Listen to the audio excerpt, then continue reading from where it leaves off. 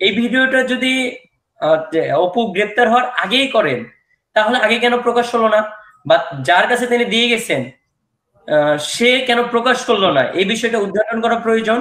আবার আসিফ মাহমুদ যখন গতকাল বললেন যে তিনি নির্বাচনকালীন সরকারে থাকছেন না কারণ তিনি নির্বাচনে প্রতিদ্বন্দ্বিতা করতে চান জাতীয় নির্বাচনে, সে সময়টা কিন্তু এই ভিডিওটা প্রকাশ করা হলো। বর্তমান অন্তর্বর্তীকালীন সরকারে যারা দুজন ছাত্র উপদেষ্টা রয়েছেন তাদের মেন দায়িত্ব ছিল যে শিক্ষার্থীরা রক্তের বিনিময়ে নতুন বাংলাদেশ উপহার দিয়েছে তাদের নিয়ে সবার আগে কাজ করা।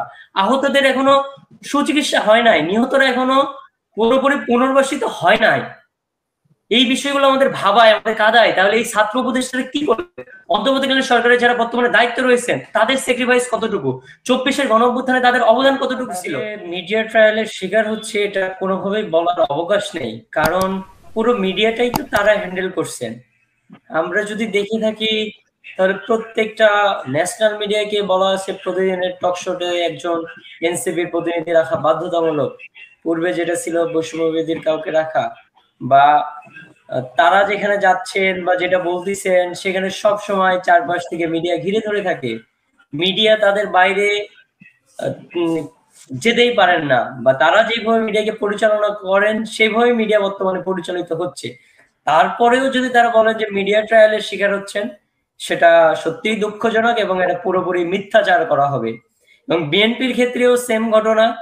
তারা একটা বৃহৎ রাজনৈতিক দল, তাদেরকে ওইভাবে মিডিয়া ট্রায়ালের শিকার বানানো সম্ভব না, কারণ তাদেরও নিজস্ব মিডিয়া বা বিভিন্ন চ্যানেল রয়েছে। সেই জায়গা থেকে তাদেরকে উদ্দেশ্য প্রণোদিত ভাবে কোনো মিডিয়া কোনো কিছু করবে এই ধরনের দুঃসাহস হয়তো দেখাবে না। এবার যে বিষয়গুলো উঠে আসছে যে বর্তমানে যারা এনসিপির দায়িত্বে রয়েছেন বা গণতান্ত্রিক ছাত্র সংসদ, এনসিপির ছাত্র সংগঠন অথবা বৈষম্যবিরোধী ছাত্র আন্দোলনের যে বর্তমান যারা দায়িত্বে রয়েছে, আপনারা লক্ষ্য করবেন বৈষম্যবিরোধীর বর্তমান যে কমিটি সেটাই কিন্তু বাংলাদেশের ইতিহাসে যে ঐতিহাসিক প্ল্যাটফর্ম গণ অভ্যুত্থানের নেতৃত্ব দেওয়া 158 জন সমন্বয়কের একজনও নেই, শুধুমাত্র রিফাত রশিদ দায়িত্বে আছেন আর অন্যান্য যারা আছেন সবাই কিন্তু নতুন। এই জায়গায় আমাদের প্ল্যাটফর্মটা, এই ঐতিহাসিক প্ল্যাটফর্মটা অনেকাংশে গ্রহণযোগ্যতা হারিয়েছে। অপুর বিষয়টা যদি একটু ব্যাক করি, অপু আসিফ মাহমুদ সম্পর্কে যেটা বলেছেন এটা যেমন উড়িয়ে দিতে পারেন না, আবার অপুর ওয়াইফ যে ইশরাক সংশ্লিষ্টতা বা ইশরাক ভিডিওটা জোরপূর্বক তৈরি করে নিয়েছেন এই বিষয়টা তুলে আনছেন, এটাকেও পুরোপুরি সরিয়ে দিতে পারি না। কারণ এই ভিডিওটা যদি অপু গ্রেপ্তার হওয়ার আগেই করেন তাহলে আগে কেন প্রকাশ হলো না, বা যার কাছে তিনি দিয়ে গেছেন সে কেন প্রকাশ করলো না, এই বিষয়টা উদ্ঘাটন করা প্রয়োজন। আবার আসিফ মাহমুদ যখন গতকাল বললেন যে তিনি নির্বাচনকালীন সরকারে থাকছেন না কারণ তিনি নির্বাচনে প্রতিদ্বন্দ্বিতা করতে চান জাতীয় নির্বাচনে, সে সময়টা কিন্তু এই ভিডিওটা প্রকাশ করা হলো যাতে আসিফ মাহমুদ বিতর্কের মধ্যে পড়ে যান বা জনগণের রসায়নে পড়েন। আসিফ মাহমুদ বিতর্কের ঊর্ধ্বে না, এর আগেও বিভিন্ন ধরনের বিদেশ যাওয়ার সময় যে যে অস্ত্রের বিষয়টা বিভিন্ন সময় তিনি বিতর্কের মুখোমুখি হয়েছেন। আবার আসিফ মাহমুদ বা মাহফুজ আলমের কর্মকাণ্ড, যেটা আমরা ছোট মানুষ হয়তো রাষ্ট্র পরিচালনায় খুব বেশি নিয়ম নিতে জানি না, আমার সহ আলোচক দুজন সিনিয়র রয়েছেন তারা হয়তো এই বিষয়গুলো আরো বেশি জানেন। আমি যতটুকু পড়ালেখা করছি তাতে বাংলাদেশের উপদেষ্টা যারা বা মন্ত্রিত্ব যারা গ্রহণ করেন তাদের দুই ধরনের শপথ গ্রহণ করতে হয়।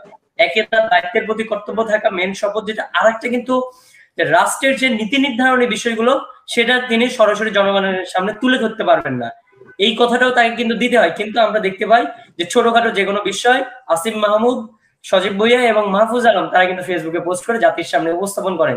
তাহলে আমাদের সরকারের যে ইন্টারনাল নীতি নির্ধারণী বিষয়গুলো সেটার গোপনীয়তা থাকলো কতটুকু?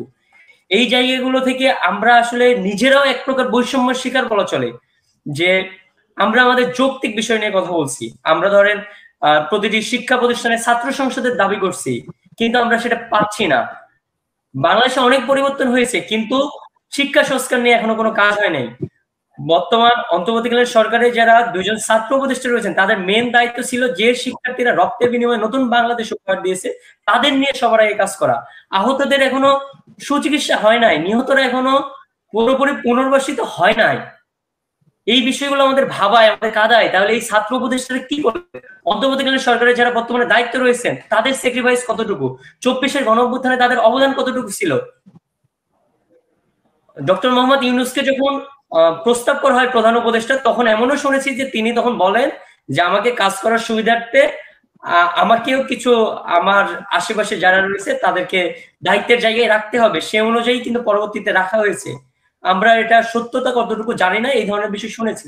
সেই জায়গা থেকে বর্তমানে যারা ছাত্র উপদেষ্টা শেখ হাসিনা যাওয়ার আগে এই যে এরা সার্জিস এবং হাসনাত সার্জিস এরা নাকি শেখ হাসিনার সাথে এক ধরনের সমঝোতাও করার চেষ্টা করেছে, এরকম কোনো কিছু শুনেছেন? 5ই আগস্টে এরকম সমঝোতা হওয়ার কথা ছিল, বা 4ই আগস্টে?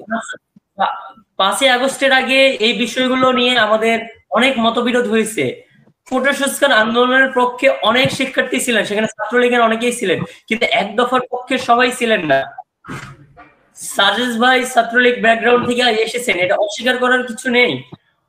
আমরা যখন এক দফার ঘোষণা দিই বা এক দফা নিয়ে চিন্তা ভাবনা করি, যখন 8 দফা 9 দফায় আসে বা 9 দফা 8 দফা হিসেবে প্রচারিত হয় মিডিয়ায়, তখন আমাদের ভাবায় বা আমাদের অনেক ক্ষেত্রে শঙ্কিত করছিল যে প্রধানমন্ত্রীর পদত্যাগের বিষয়টা সবাই বলতে চায় না। পরবর্তীতে জন আকাঙ্ক্ষা বা জনগণের চাওয়ার প্রেক্ষিতে এক দফাটা সকলেই হয়তো চেয়েছেন, কিন্তু পূর্বে ইন্টারনালি যে বিষয়গুলো ছিল সেখানে কিন্তু সবাই এক দফা চান নাই। সেই জায়গা থেকে পরবর্তী বাংলাদেশেও নতুন বাংলাদেশে সবাই সুযোগের সমান বা সকলের অধিকার সেভাবে পায় নাই।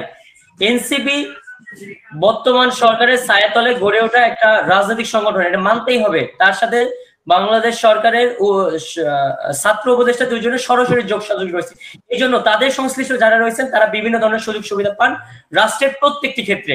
এই জায়গায় অন্যান্য রাজনৈতিক সংগঠন বা বৈষম্যবিরোধী ছাত্র আন্দোলন যারা করেছে, যে শিক্ষার্থীরা আন্দোলন সংগ্রাম করেছে, তারা তাদের মৌলিক চাহিদাগুলো পাচ্ছেন না এই সময় এসে।